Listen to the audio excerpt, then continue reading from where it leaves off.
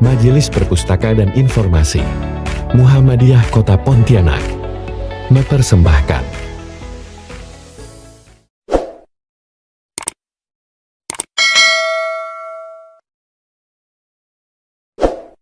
warahmatullahi wabarakatuh. Alhamdulillahi rabbil alamin. Assalatu wassalamu ala asrafil anbiya'i wa mursalin wa ala alihi wa ashabihi wa rasulillahi ajma'in, amma ba'd. Puja dan puji syukur semoga selalu tercurah kepada, harus kita syukurkan ya, harus kita syukuri, terutama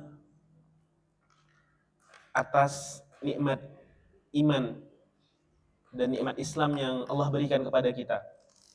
Karena nikmat iman dan Islam ini merupakan nikmat yang paling tinggi, yang mungkin selama ini banyak di antara kita berpikir bahwa nikmat yang paling tinggi itu adalah nikmat hidup, atau nikmat diberikan materi berlimpah.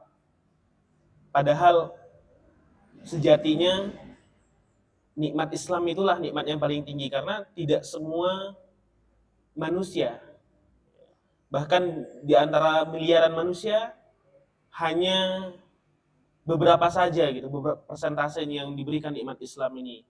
Dan sebagaimana kita ketahui bahwa nikmat Islam inilah yang menjadi miftahul jannah ya, atau kunci dari surga itu sendiri. Tak lupa salawat beriring salam semoga selalu tercurah kepada junjungan kita Nabiullah Muhammad SAW, kepada keluarga beliau, para sahabat beliau, dan pengikut setia beliau hingga akhir zaman. Ayahanda, ibunda, jemaah pengajian Ahad yang dirahmati oleh Allah, sebelum memulai taujih atau sharing pada kesempatan berbahagia ini, izinkan saya untuk memperkenalkan diri. Saya Muhammad Fikriandi. Di lingkungan Muhammadiyah sendiri saya anggotanya Abangda Imada ini. Saya sekretaris di Majelis Tabligh Pimpinan Daerah Muhammadiyah Kabupaten Kuburaya, dan saya juga merupakan wakil sekretaris bidang dakwah dan kajian agama Pimpinan Wilayah Pemuda Muhammadiyah Kalimantan Barat. Sungguh sebuah hal yang sangat saya syukuri ya, dapat bersilaturahim kepada ayahanda semuanya, kepada ibunda semuanya. Mungkin saya yakin di antara jemaah ini banyak yang lebih senior, banyak yang lebih berilmu, banyak yang lebih berpengalaman. Jadi izinkan saya untuk berbagi beberapa hal yang menurut saya penting untuk saya sampaikan gitu dalam momen silaturahim kita pada kesempatan yang berbahagia ini. Ayahanda, ibunda yang dirahmati Allah Subhanahu wa taala, selain nikmat Islam, patut kita syukuri kita nikmat bermuhammadiyah. Karena sejak dilahirkannya Muhammadiyah pada tahun 1912, kurang lebih 112 tahun, Muhammadiyah telah berkiprah di negeri ini. Bahkan jauh sebelum kemerdekaan negeri ini, Muhammadiyah sudah berkiprah. Sebagaimana kita ketahui bahwa salah satu spirit utama didirikannya Muhammadiyah oleh Kiai Haji Ahmad Dahlan itu adalah terkait beberapa isu.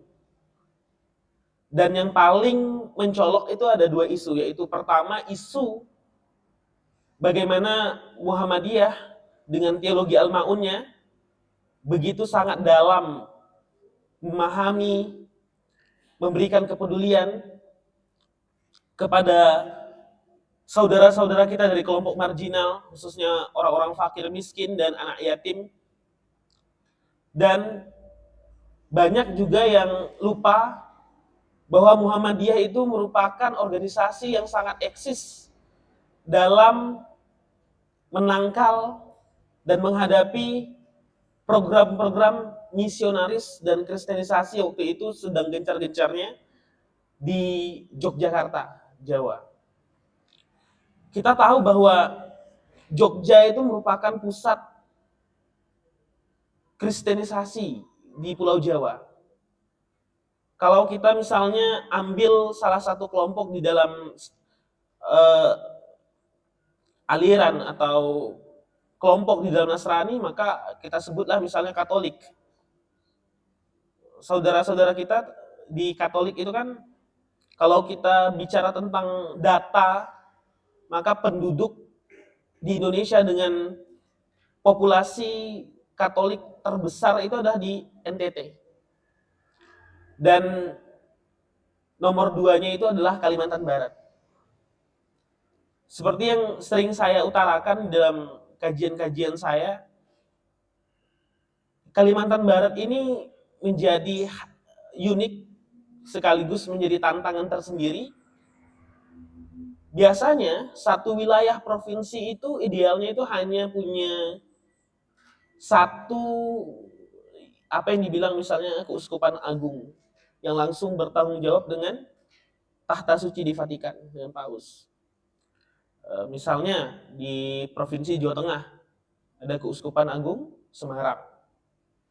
Di Provinsi Bali, Keuskupan Agung Bali. Bahkan yang terbanyak yang saya sebut tadi di NTT itu ada Keuskupan Agung Kupang. Tetapi untuk provinsi yang Allah takdirkan kita tinggal ini ada 4 keuskupan agung, dan ini menjadi hal yang menarik karena sangat jarang.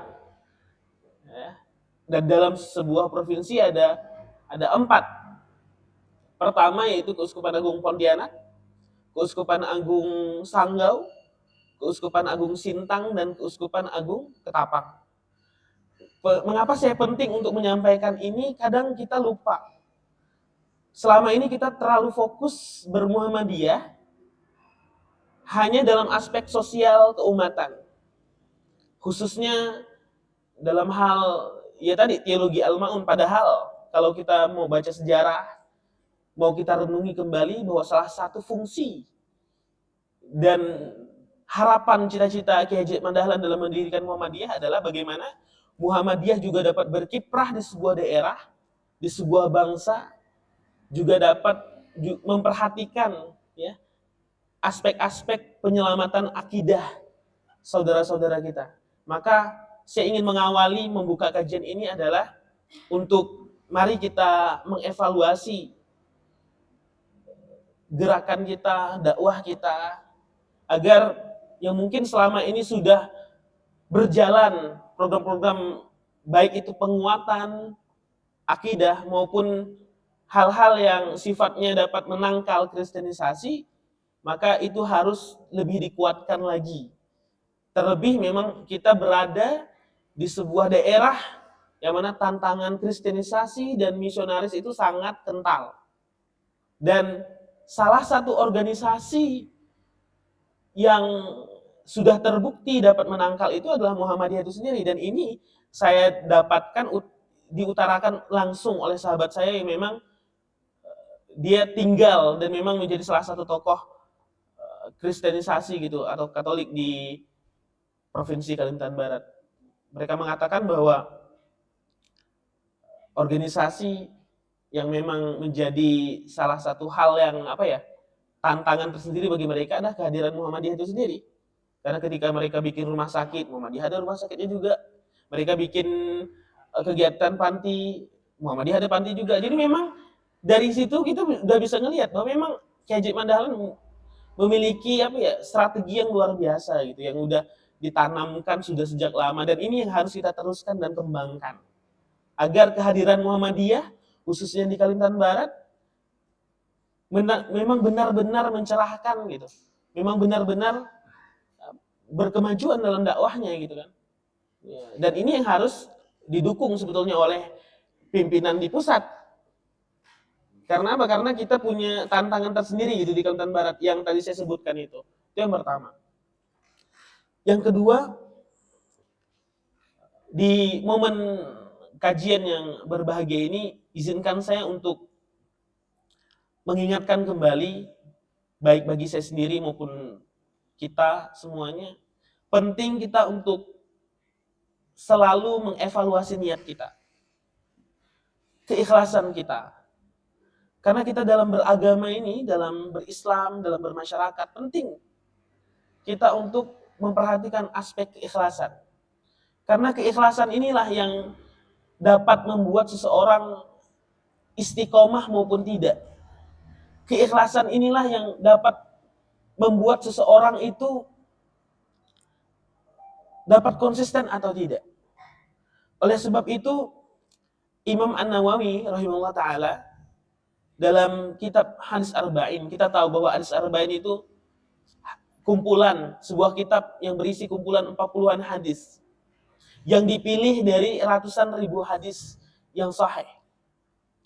Imam Nawawi mengumpulkan 40-an hadis ini dalam rangka mengumpulkan hadis-hadis yang utama dalam aspek, baik aspek akidah, ibadah maupun muamalah. Jadi induknya dari sekian ribu hadis itu ada di dalam kitab Hadis Arba'in. Dan di dalam kitab itu diurutkan lagi. Dan urutan pertama itu membahas tentang bab keikhlasan. An Amiril Mu'minin Abi Hafsin Umar bin Khattab radhiyallahu anhu.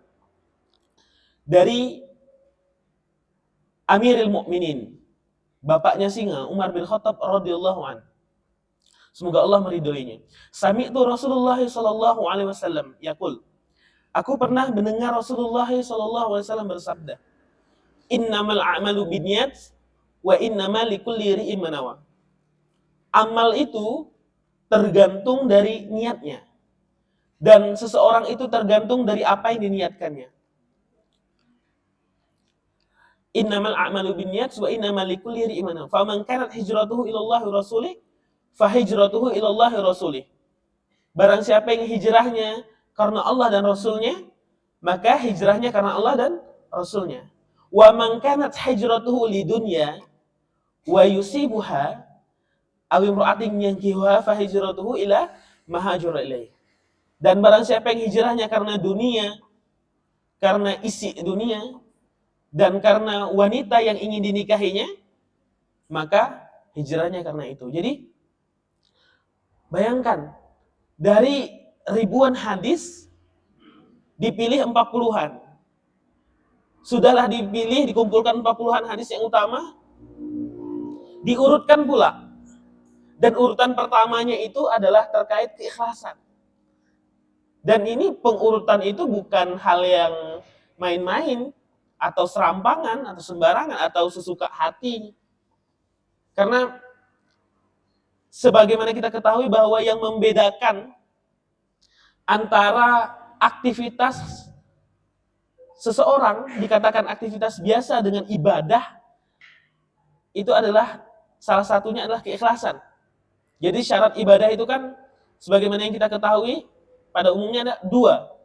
Yang satu, ketika kegiatan aktivitas itu memang kita niatkan karena Allah Ta'ala, ingin mencari ridho Allah Ta'ala.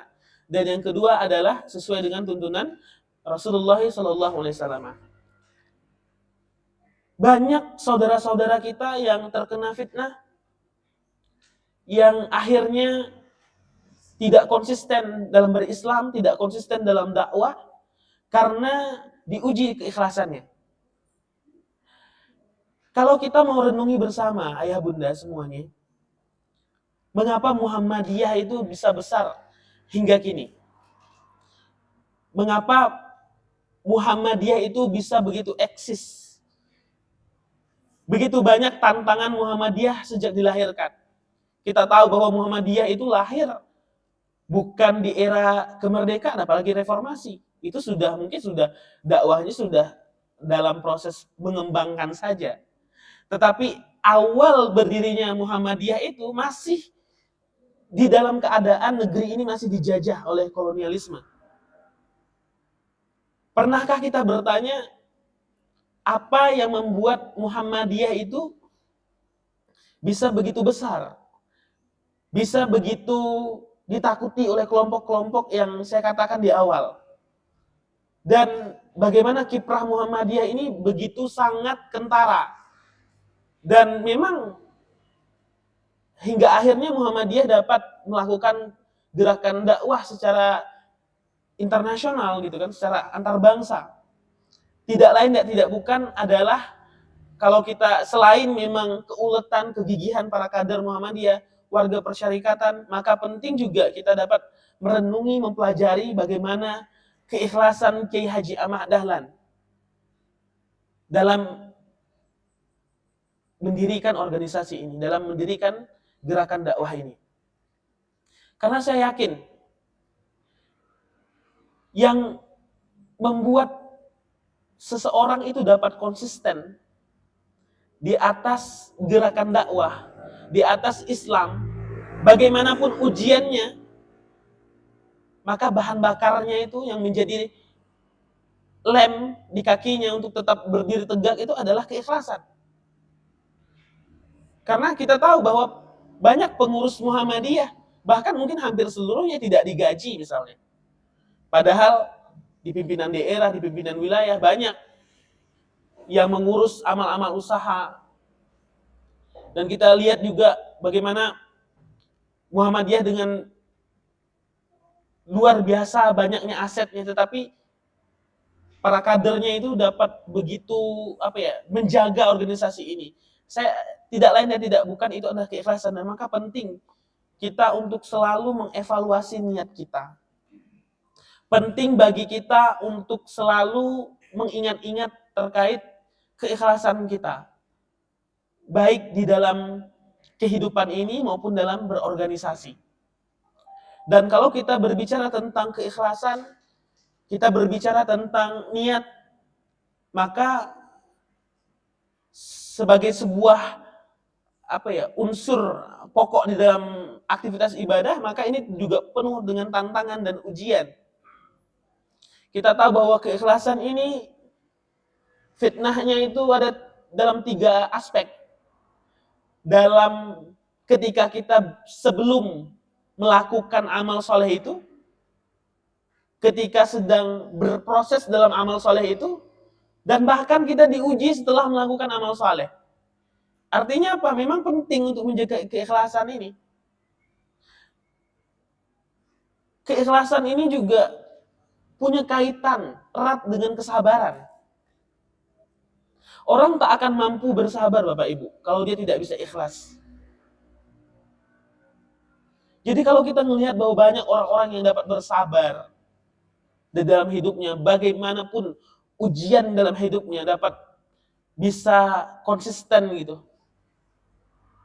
Karena kita tahu bahwa semakin seseorang itu beriman, semakin orang itu berislam, maka semakin tinggi ujiannya. Konsepnya sudah seperti itu. Karena kita tahu bahwa ujian bagi seorang muslim itu adalah sarana untuk meningkatkan kualitas keimanan dan ketakwaannya. Jadi konsekuensi kita dalam berislam dan beriman itu adalah ujian. Al-Quran sudah mengisyaratkan ini. Kita bisa kaji, kita bisa buka, kita bisa tadaburi bagaimana Allah menyampaikan terkait hakikat kesabaran. Al-Quran mengisyaratkan ini dalam Al-Quran surah Al-Baqarah ayat 155 hingga 157. A'udzubillahi minasyaitonirrajim. وَلَنَبْلُوَنَّكُمْ بِشَيْءٍ مِنَ الْخَوْفِ وَالْجُوعِ وَنَقْصٍ مِنَ الْأَمْوَالِ وَالْأَنْفُسِ وَالثَّمَرَاتِ وَبَشِّرِ الصَّابِرِينَ الَّذِينَ إِذَا أَصَابَتْهُمْ مُصِيبَةٌ قَالُوا إِنَّا لِلَّهِ وَإِنَّا إِلَيْهِ رَاجِعُونَ أُولَئِكَ صَلَوَاتِهِمْ بِرَبِّهِمْ وَرَحْمَةٌ وَأُولَئِكَ هُمُ الْمُهْتَدُونَ. Kata Allah, aku itu pasti akan menguji kalian dengan ketakutan. Coba kita renungi. Allah sudah mengatakan dia pasti akan menguji hambanya, manusia itu dengan ketakutan. Kita lihat, coba kita refleksikan ini. Betapa banyak saudara-saudara kita yang ketakutan. Ketakutan di sini bisa jadi takut dengan masa lalunya, takut dengan masa kininya, dan takut dengan masa depannya. Umat kita sedang terbelenggu dengan ketakutan-ketakutan seperti ini. Ya, kita belum bicara tentang aspek kesehatan mental misalnya, bagaimana orang bisa begitu tidak tenang hidupnya karena terlalu banyak memikirkan trauma-trauma hidupnya di masa lalu, luka-luka batinnya di masa lalu, pengalaman-pengalaman buruknya. Ada juga yang tidak tenang hidupnya di masa kini karena mungkin berbagai macam tantangan pikirannya, batinnya, kondisi mentalnya. Dan banyak ternyata juga yang pesimistis dengan masa depannya. Karena tadi ketakutan. Dan kita sebagai seorang muslim, sejatinya dalam menghadapi ketakutan ini, meyakini bahwa ketakutan ini adalah kehendak Allah, yang Allah memang takdirkan di atas kita dalam rangka untuk menguji kesabaran kita, dan dalam rangka untuk agar iman kita dapat bertambah, bertambah, dan bertambah. Walanablunakum bisyai'im minal khawfi wal ju'i. Kelaparan. Mungkin di antara kita saat ini hampir sejahtera mungkin dalam hal pokok. Tapi kalau kita mau keluar sebentar, kalau kita mau coba cari tahu, ternyata masih banyak saudara-saudara kita yang kelaparan. Masih banyak saudara kita yang belum beres dengan urusan pangannya.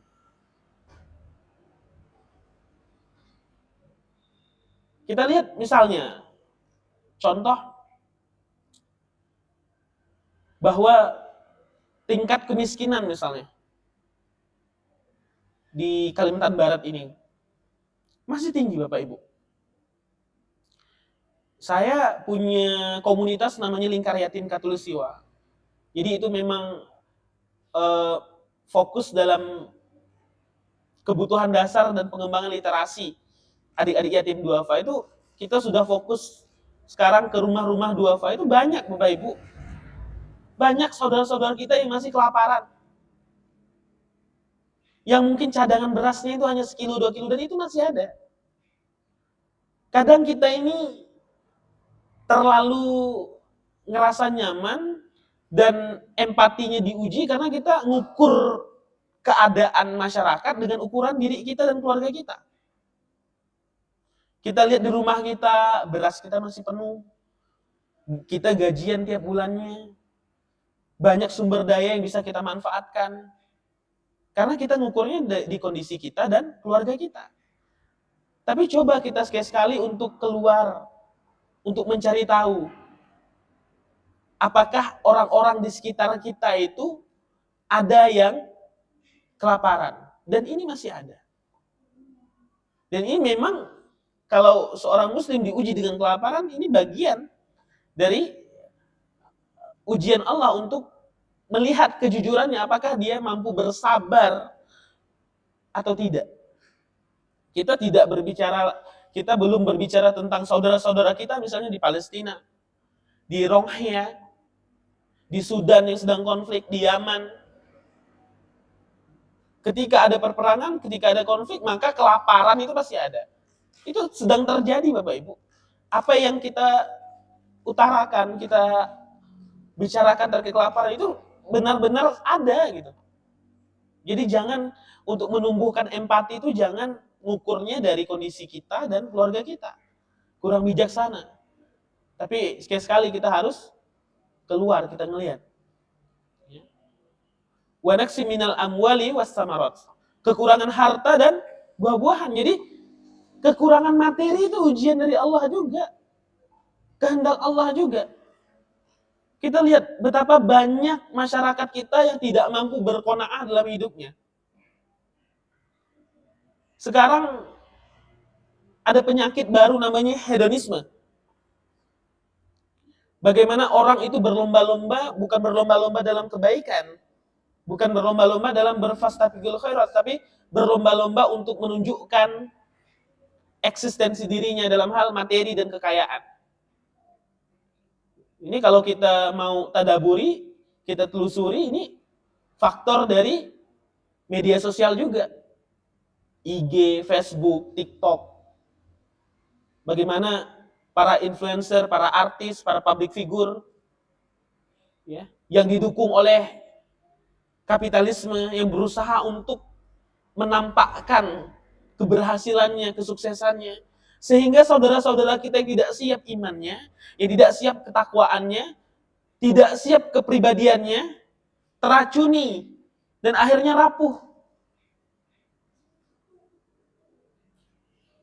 Padahal kita tahu bahwa qanaah, ngerasa cukup dengan apapun yang Allah berikan itu adalah bagian dari pribadi muslim sejati yang memang sangat didorong oleh Rasulullah. Bahkan ada ungkapan Imam Asy-Syafi'i rahimahullah ta'ala itu yang sangat terkenal. Beliau, Imam Syafi'i pernah mengatakan, bahkan keadaan seorang budak itu, seorang pembantu, itu bisa sama posisinya dengan seorang raja ketika ada qanaah di hatinya. Karena apa? Karena imbas dari qanaah di dalam hati itu adalah seseorang menjadi merasa ridho dan cukup dengan apapun yang telah Allah berikan kepadanya. Dan kalau kita mau kembalikan lagi dengan perjalanan orang-orang besar, para ulama, para orang-orang soleh, dan para tokoh-tokoh Muhammadiyah di awal pendirian Muhammadiyah, Kiai Haji Ahmad Dahlan, kita lihat betapa sederhananya Kiai Haji Ahmad Dahlan. Betapa sederhananya, dan alhamdulillah kita sangat bersyukur bahwa kesederhanaan di dalam tubuh Muhammadiyah itu ternyata sampai saat ini masih diteladani oleh para pemimpin baik di tingkat pusat hingga di tingkat daerah. Saya beberapa waktu terakhir keliling gitu ngelihat, dan memang benar. Alhamdulillah kita sangat bersyukur. Di tengah gempuran hedonisme, di tengah gempuran orang berlomba-lomba untuk menunjukkan siapa ia, tapi Muhammadiyah, para tokoh Muhammadiyah, para pemimpin Muhammadiyah mencontohkan. Bahkan saya ingat tulisan Bang Imada, di Muhammadiyah itu ada budaya.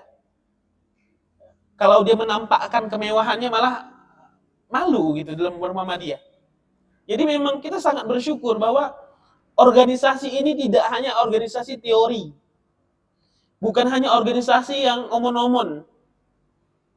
Bukan hanya organisasi yang nyuruh pengikutnya, anggotanya untuk kembali kepada Al-Quran dan Sunnah, tapi juga seperangkat aturan, seperangkat budaya dalam organisasi itu menunjukkan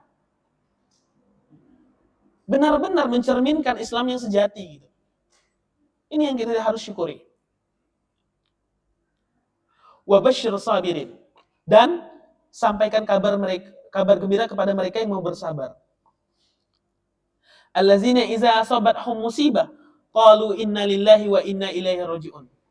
Siapa mereka yang mau bersabar itu? Yaitu mereka yang kalau ditimpa ujian, ditimpa masalah, mereka mengatakan kami milik Allah dan akan kembali kepada Allah. Nah, kalimat istirja ini hanya dianugerahi, hanya diajarkan oleh Allah kepada umatnya Nabi Muhammad. Jadi nabi-nabi sebelum Nabi Muhammad, umatnya itu tidak pernah diberikan kalimat ini. Kalimat yang singkat, padat, jelas, tetapi begitu berat maknanya. Coba kita renungi. Kalimat istirja ini sangat disunnahkan, sangat dianjurkan ketika kita diucapkan ketika kita ditimpa musibah. Kebanyakan saudara-saudara kita hanya mengucapkan ini di waktu kemalangan, misalnya ditinggal saudaranya wafat, meninggal. Padahal kalimat ini sangat dianjurkan untuk dibaca dalam kondisi apapun yang berhubungan dengan ujian dan kemusibahan. Dan sebetulnya akan lebih bijaksana lagi kalau kita tidak hanya mengucapkannya dengan lisan, tetapi juga berusaha untuk mentadaburinya. Kita lihat bahwa memang salah satu cara kita untuk bisa tenang di dalam kehidupan ini yang begitu penuh ujian yang begitu banyak, bahkan banyak orang-orang bijak yang mengatakan bahwa hidup ini adalah pergantian dari satu episode masalah ke episode masalah berikutnya. Jadi kita tidak akan pernah terbebas dari musibah, dari ujian, dari problem hidup. Jadi problem hidup itu adalah sebuah kepastian dalam diri kita. Dan yang bisa kita lakukan untuk menenangkan pikiran kita, untuk menenangkan pribadi kita adalah mentadaburi dan mempraktekkan kalimat istirja bahwa semua yang ada adalah milik Allah dan akan kembali kepada Allah. Kadang kita ini lupa bahwa semua ini milik Allah. Sehingga ketika Allah ambil, banyak saudara-saudara kita yang frustasi dan depresi. Betapa banyak saudara-saudara kita yang frustasi, gila.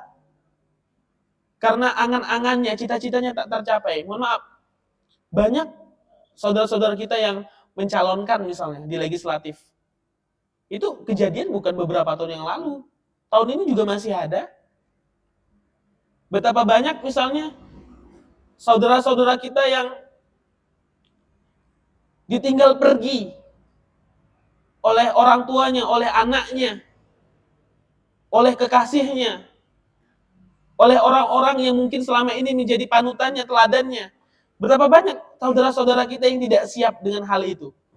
Sehingga yang terjadi bukannya imannya bertambah, tetapi perpisahan dan kehilangan itu menjadi wasilah dia menjadi seorang yang kafir, menjadi seorang yang tidak bisa konsisten di atas jalan Islam. Jadi penting kita untuk bukan hanya mengucapkan kalimat istirja itu, tetapi juga memahami bahwa semua ini milik Allah. Bahkan diri kita itu bukan punya kita.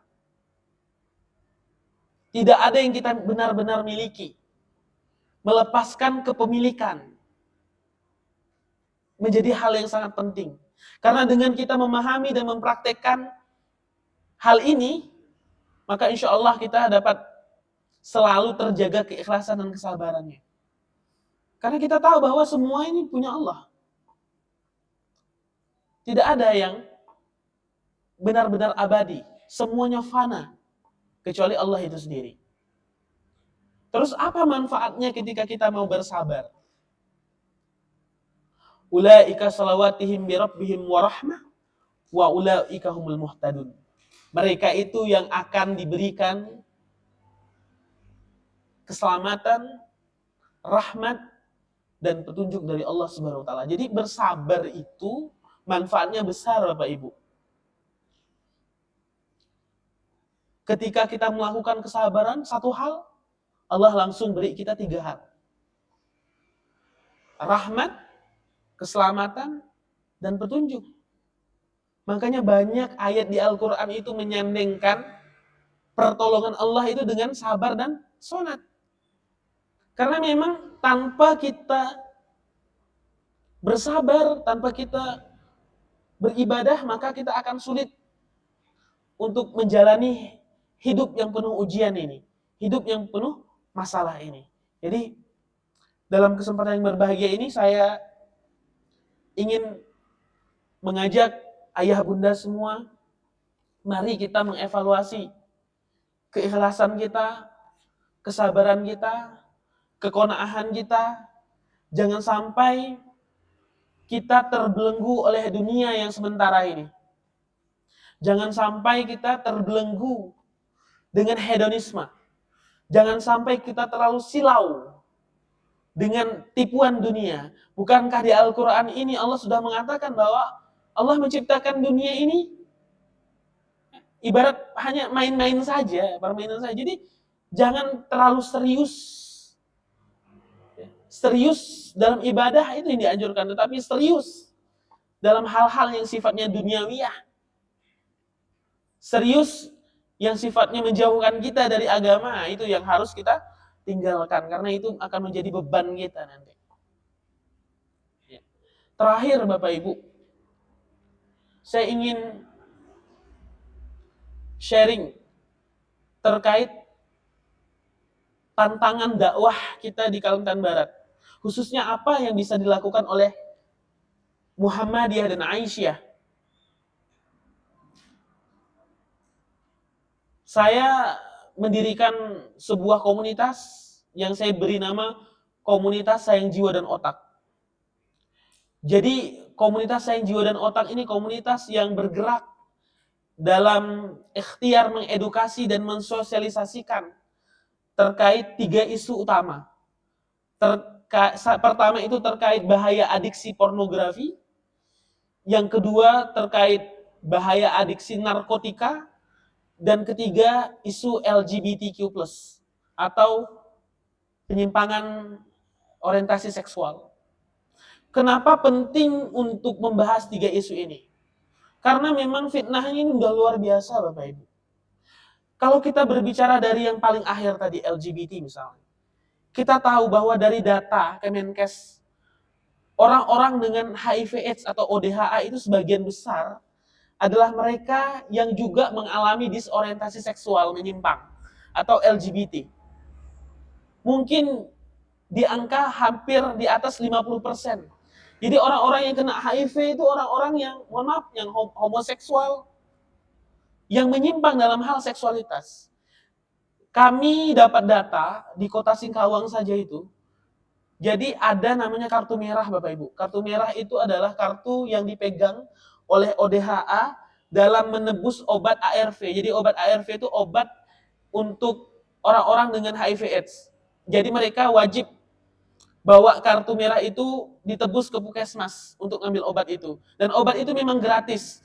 Karena bukan ditanggung Kemenkes atau pemerintah RI, tapi ditanggung oleh WHO atau Badan Kesehatan Dunia. Dan tahukah Bapak Ibu berapa jumlah saudara-saudara kita yang memegang kartu itu yang terdata Bapak Ibu? Sekarang sudah menyentuh angka 2.000. Itu kota Singkawang. Dan kita tahu bahwa tertinggi sekarang itu Pontianak. Artinya apa? Pontianak lebih tinggi dari 2.000 itu. Mungkin selama ini kita nganggap ODHA, HIV/AIDS itu hanya orang-orang PSK. Hanya orang-orang LGBT. Dan ternyata dari 2.000 itu yang di Singkawang, ada orang ibu rumah tangga yang tak tahu apa-apa. Karena apa? Mohon maaf, suaminya jajan di luar. Saya begitu sedih ngelihat keadaan seorang anak dan seorang ibu waktu itu. Ketika kami bersilaturahim, kami berusaha untuk mendengarkan kisahnya, ternyata luar biasa. Bukan hanya beliau sendiri, ternyata banyak ibunda-ibunda kita yang Masya Allah di rumah jaga ibadahnya, jaga imannya, jaga takwanya, tapi karena, mohon maaf, suaminya tidak bisa jaga syahwatnya, tidak bisa jaga keimanannya, jajan di luar, dan yang dijajaninya itu terinfeksi HIV/AIDS, akhirnya apa? Istrinya yang solehah itu terkena terinfeksi, akhirnya jadi ujian dia. Kita belum bicara tentang remaja. Dari data Komisi Perlindungan Anak Indonesia, itu udah lama datanya, itu 2016. Dan saya yakin data itu masih akurat untuk kita pakai. Mungkin angkanya bisa bertambah. Itu meneliti remaja di tingkat SMP dan SMA di beberapa kota besar, khususnya Jakarta, Bandung, dan Surabaya. Bapak Ibu tahu nggak berapa persentase adik-adik kita yang sudah melakukan hubungan seks di luar nikah? 62%. Artinya apa? Ibarat satu kelas 10 orang, 6-nya itu sudah melakukan kegiatan seks di luar pernikahan. Artinya inilah fenomena yang sedang terjadi. Inilah fenomena yang kadang kita, bahaya dari fenomena ini adalah ketika kita menganggap hal ini biasa-biasa saja karena sudah banyak yang ngelakuinnya. Sehingga kita malas untuk menegur saudara-saudara kita.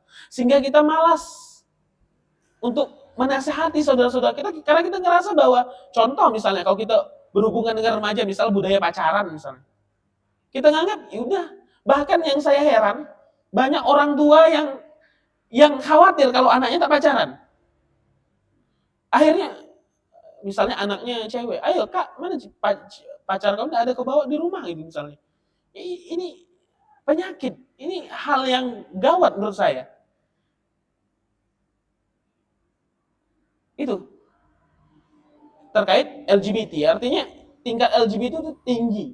Dan kalau kita berbicara tentang LGBT, pasti pertanyaannya kenapa orang tuh bang bisa disorientasi, kok dia bisa suku sejenis atau bisa dua-duanya? Pokoknya menyimpang, kenapa? Ini tidak hanya satu faktor Bapak Ibu. Banyak faktornya. Kalau dari pengalaman kami dari 2016, mendata dan mendengarkan kisah sebanyak 800 individu di Kalbar ini, saya rasa ada 3 hal menjadi faktor utama mengapa orang tuh bisa disorientasi seks. Pertama, fatherless. Apa itu fatherless? Berayah tapi tak berayah. Punya bapak, tapi cuma dikakak ya. Semua tanggung jawab pendidikan anak, tarbiyah anak itu dibebankan kepada ibunya. Itu sebuah hal yang sangat kesalahan besar. Karena seorang ayah di dalam rumah tangga, dia tidak hanya berfungsi sebagai proteksi dan ekonomi, ngasih makan, ngasih uang, tetapi juga berfungsi dalam pembentukan kepribadian seorang anaknya. Apalagi anak itu berada di usia 0 sampai 10 tahun. Masa-masa membentuk identitas diri, identitas seksualnya. Dan kita tahu bahwa Indonesia menduduki peringkat 3 besar negara dengan tingkat fatherless tertinggi di dunia. Ini tanda tanya kita. Ini data Bapak Ibu. Kedua, pornografi. Saya dari 2016 sampai saat ini, mengapa begitu konsisten walaupun banyak orang yang mengatakan, banyak aktivis, misalnya aktivis HAM, atau kelompok-kelompok feminisme yang mengatakan, Bang, jangan bahas terkait isu pornografi karena itu hak asasi manusia. Ya, HP yang dipakai HP dia, internet dia, kan enggak ganggu. Gitu kan? Kenapa? Karena memang selama ini masyarakat kita tahu pornografi itu hanya sebatas tontonan. Coba kita tanya, misalnya ke dai, para mubaligh, tokoh masyarakat kita, coba tanya terkait isu pornografi. Coba kita tanya, apa tanggapannya terkait pornografi? Pasti tidak jauh-jauh, nggak boleh, ini tidak sesuai dengan nilai sosial, ini tidak sesuai dengan nilai kekeluargaan. Kalau misalnya di Islam ini haram, ini sebatas itu. Tapi pernahkah kita ingin cari tahu bahwa pornografi itu yang diisyaratkan oleh Allah di dalam Quran surah An-Nur? Kata Allah, wahai laki-laki yang beriman, jagalah pandanganmu dan kemaluanmu. Luar biasa bahasa Al-Quran ini. Kenapa Allah itu tidak menyebutkan jagalah pikiranmu dan kemaluanmu, jagalah tanganmu dan kemaluanmu. Kenapa pandangan? Karena seseorang tak akan mampu menjaga kemaluannya kalau dia tak mampu menjaga pandangannya. Dan selama ini para dai, para mubaligh, para senior kita hanya sebatas pandangannya nggak boleh ngelihat yang bukan mahram. Tapi Bapak Ibu, ada penelitian. Itu diteliti oleh orang non-muslim malahan. Profesor Donna Hitlen, seorang pakar bedah otak ternama di Amerika Serikat, yang pernah diundang oleh Ibu Eli Risman, direktur di Yayasan Kita dan Buah Hati. Diundang ini karena ingin waktu itu pembentukan undang-undang anti pornografi tahun 2009. Diundang tahun 2009 juga di Aula Depkes. Bapak Ibu tahu enggak? Pornografi itu tidak sesepele yang tadi saya sebutkan. Pornografi itu dapat merusak bagian pre-cortex prefrontal yang ada di belakang alis kita itu. Yang mana bagian PFC pre-cortex prefrontal itu merupakan pusat seseorang dalam kontrol seksualnya, mempertimbangkan baik dan buruk, rasionalitas, dan memplanning masa depan. Jadi fungsi utama. Jadi ibarat, kalau otak itu ibarat sebuah perusahaan, sebuah organisasi, maka bagian PFC itu yang kecil itu direkturnya. Baik tidaknya otak manusia, ada di PFC. Dan itu kalau orang misalnya sudah teradiksi pornografi, maka dia akan mengalami kerusakan, mengkerut bagian PFC-nya kurang lebih 6% setiap tahunnya. Dan itu sudah terbukti secara ilmiah bahwa adiksi kecanduan pornografi itu 45% lebih berbahaya dibandingkan narkotika yang kita kenal.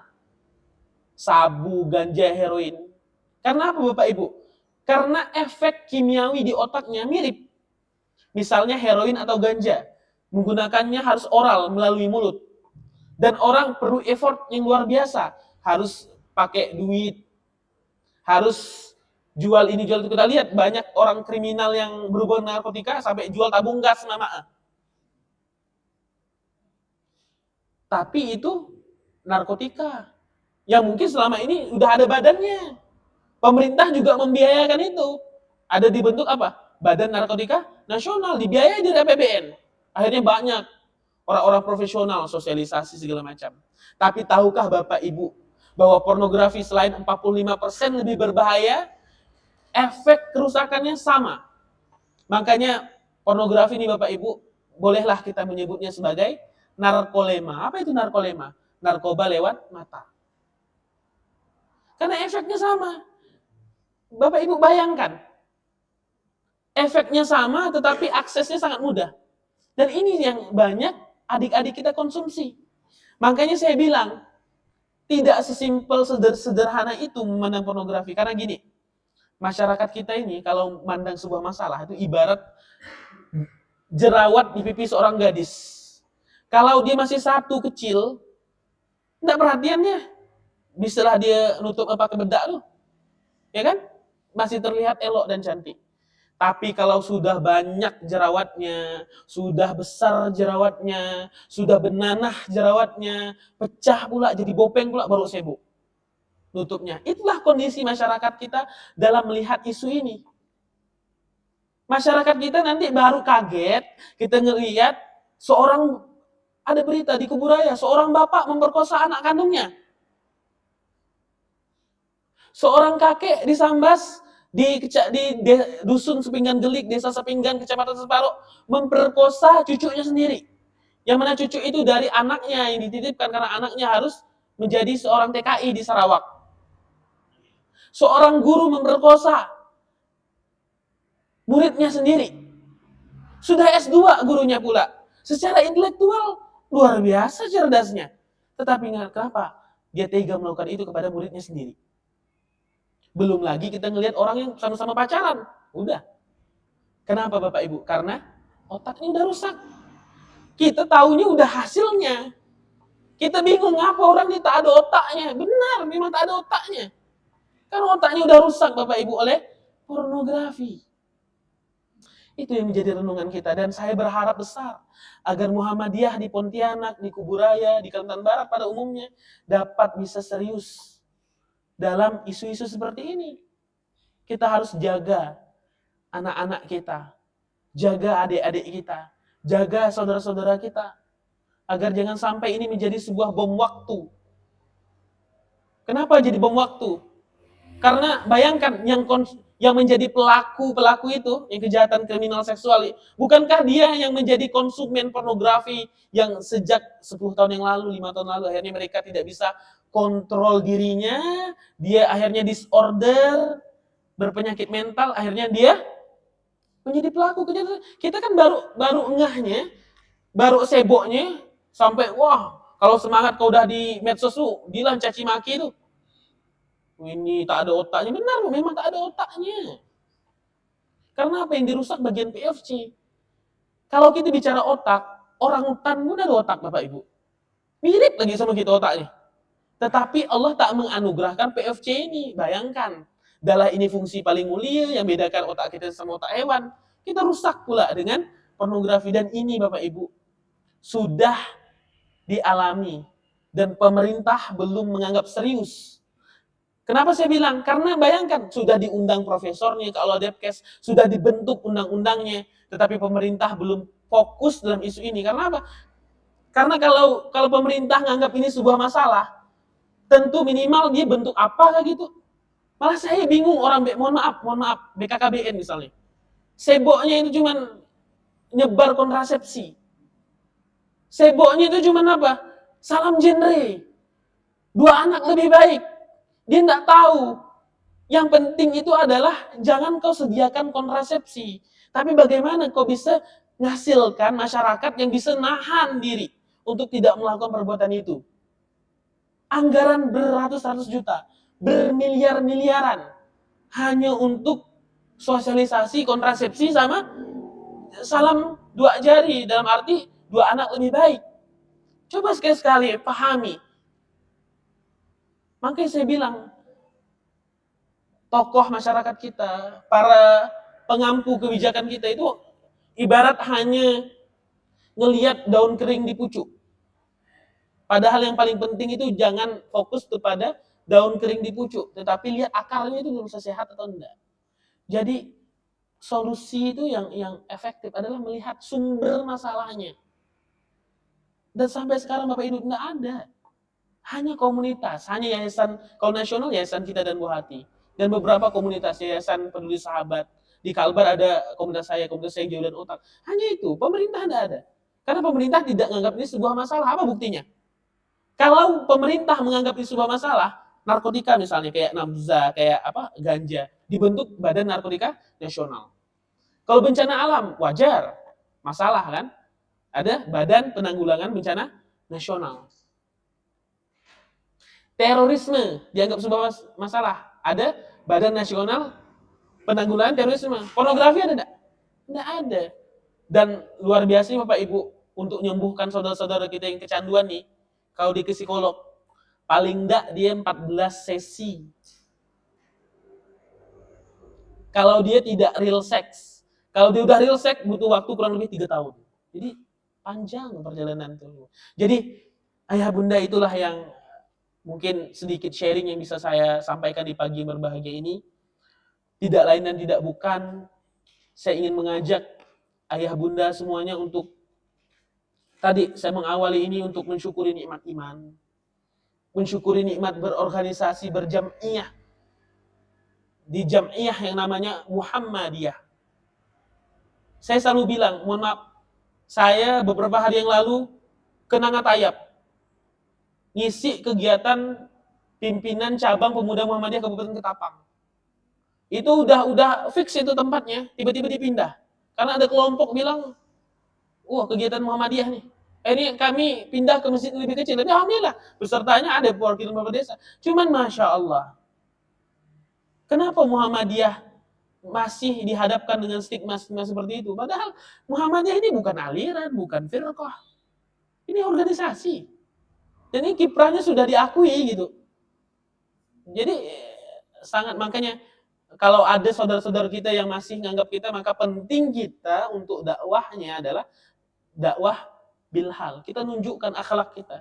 Kita tunjukkan bahwa bagaimanapun tantangannya, Muhammadiyah dapat bisa lebih eksis. Dan tadi saya mengingatkan terkait keikhlasan dan kesabaran, qanaah. Penting dalam kita berkehidupan, ini 3 hal ini harus kita miliki agar kita bisa konsisten di dalam kebaikan dan kebenaran. Dan terakhir saya tutup tadi dengan muhasabah, dengan renungan masalah-masalah sosial yang sedang kita hadapi. Dan akhirnya saya berharap agar Bapak Ibu dapat senantiasa mensyukuri nikmat iman itu, mensyukuri nikmat bermuhammadiyah, dan jadilah kader-kader dakwah sejati yang dakwah tidak harus ceramah di depan, minimal menyelamatkan keluarganya, menyelamatkan orang-orang sekitarnya, menasihati mereka, melihat kalau mereka nyimpang, kita usahakan secara individu agar mereka dapat berubah. Nah itulah, karena apa? Sebagaimana jargon kita, fastabiqul khairat, berlomba-lomba kebaikan, dan ayat yang sering kita ulang-ulang, wal takum minkum ummatu yad'una khair wa ya'muruna bil ma'rufi wa yanhauna 'anil munkar wa ulaika humul muflihun. Tahukah kamu, kamu itu orang-orang yang orang Islam itu orang-orang yang yang hebat. Hebatnya karena apa? Karena mengajak pada perkara ma'ruf dan mencegah pada hal yang mungkar. Dan mereka itulah orang-orang yang beruntung. Tidak ada diksi tentang kesuksesan di dalam Al-Quran. yang adanya kata beruntung. Jadi orang-orang beruntung itu adalah orang yang sukses. Jadi kalau kita konsisten di dalam dakwah, apapun cara kita berdakwah, maka sesungguhnya kita sedang berjalan menuju apa yang dinamakan dengan keberuntungan. Mungkin hanya ini yang bisa saya sampaikan. Mohon maaf Bapak Ibu kalau ada yang salah. Saya tidak ada menggurui karena saya yakin Bapak Ibu masing-masing punya kapasitasnya. Dan sebetulnya hakikatnya kita saling ta'awun bil birri wa taqwa, saling tolong-menolong dalam kebaikan dan takwa. Yang salah dalam penyampaian saya ada sumbernya dari saya sendiri, dan tentu dari kalau ada hal-hal yang benar itu semua datangnya dari Allah Subhanahu wa taala. Mungkin hanya ini yang bisa saya sampaikan. Nasrun minallah wa fathun qarib wa basyir mu'minin. Assalamualaikum warahmatullahi wabarakatuh.